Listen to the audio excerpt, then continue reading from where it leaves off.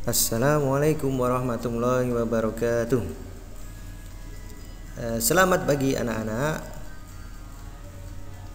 Semangat untuk hari ini. Gimana kabarnya setelah beberapa hari libur? Tetap semangat untuk belajar ya. Di sini Pak Guru akan memberikan materi tentang sifat-sifat bunyi. Tujuan pembelajaran hari ini: 1. Siswa dapat menyebutkan sifat-sifat bunyi. 2. Siswa dapat mengidentifikasi sifat-sifat bunyi. 3. Siswa dapat mengetahui sifat-sifat bunyi. 4. Siswa dapat memberikan contoh dari sifat-sifat bunyi. 5. Siswa dapat memahami gaung. 6. Siswa dapat memahami gema. Kita lanjutkan. Tahukah kamu dari mana asal bunyi yang dikeluarkan seruling? Bunyi seruling dapat terdengar jika kita meniup seruling tersebut.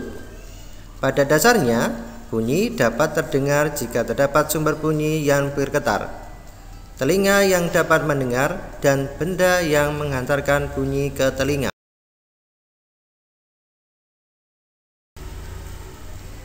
Sifat-sifat bunyi.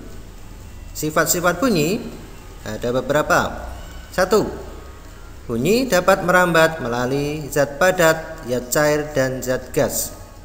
2. Bunyi dapat diserap dan dipantulkan. 3. Memerlukan medium untuk merambat. 4. Dapat mengalami difraksi atau pelenturan, interferensi, perpaduan, dan dapat dibiaskan refleksi. 5. Pola rambatnya berupa rapatan dan renggangan. Bunyi dapat merambat melalui benda padat. Bunyi dapat merambat melalui benda padat.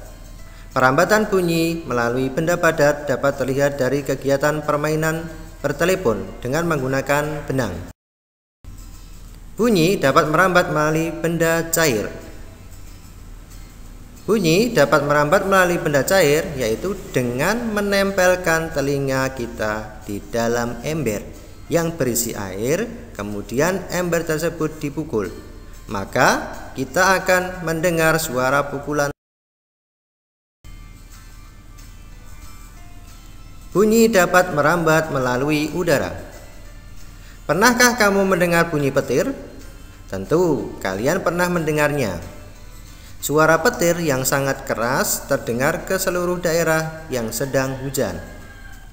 Bunyi petir tersebut menunjukkan bahwa bunyi merambat melalui udara. Begitu juga ketika kita berbicara dengan orang.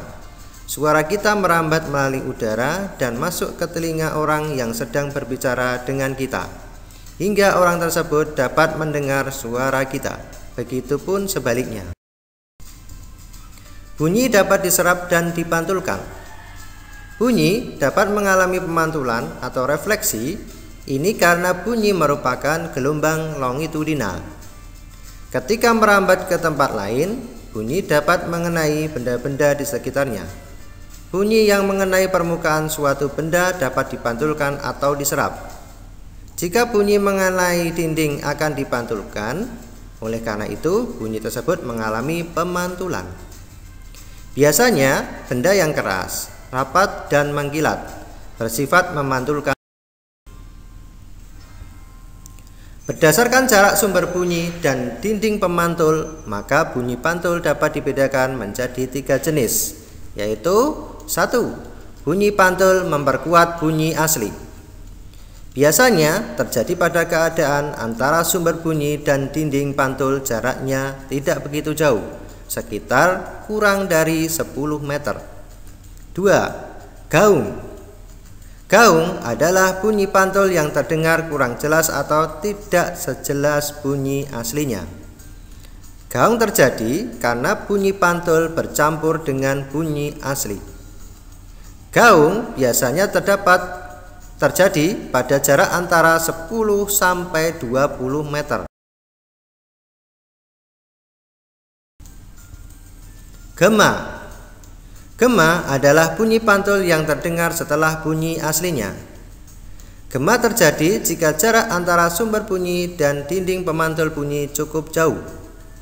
Biasanya terjadi pada jarak lebih dari 20 meter. Gema akan terjadi jika kita berteriak di tengah-tengah stadion sepak bola atau lereng bukit. Benda-benda yang dapat menyerap bunyi. Benda-benda yang dapat menyerap bunyi dinamakan peredam bunyi. Bahan peredam bunyi antara lain styrofoam atau gabus, busa, dan karpet. Bahan-bahan ini banyak dipasang pada dinding sebelah dalam ruangan studio musik ataupun